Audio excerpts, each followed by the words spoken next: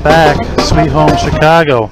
After so many years away, I'm going to go to my old stomping grounds and see how much things have changed, and of course take a look at the gold and silver market here and see if anything is improved.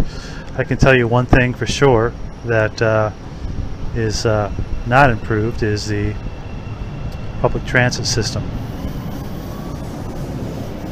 Look at this. I go from the maglev and world-class technology to this rickety old L system.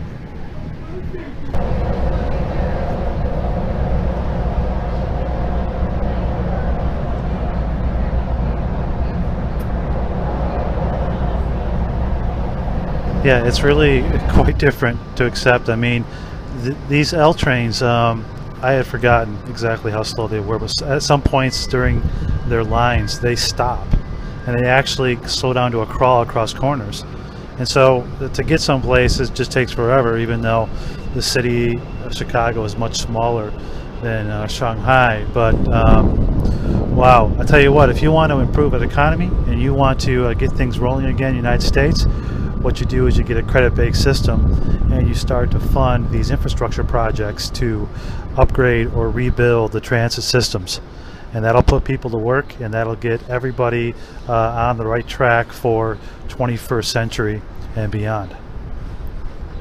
Okay, cargo logistics. This is by rail, and many of these cargo containers came from China, and the big difference is that the materials on these cargo containers, products that are in there, are not taxed and tariffed coming into the United States, but of course everything going out to China is heavily tariffed.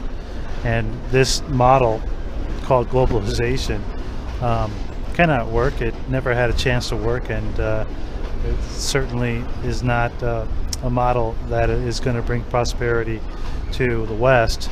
So why do people? So it's been 5 or 6 going on 7 years now since I've been back in this neighborhood, and you can see everywhere you see for sale, bar, restaurant, shops that are closed up, and less economic activity, over the counter retail activity, than it certainly was back then. And this is a result of failed government policy. You've got Rahm Emanuel, that's the mayor of Chicago now, and increased taxes. You've got more fees, and it's more difficult because people don't have money to spend to keep things afloat in this neighborhood and many neighborhoods across the country in many big cities. It's really surprising to me how much economic activity has changed to the downside.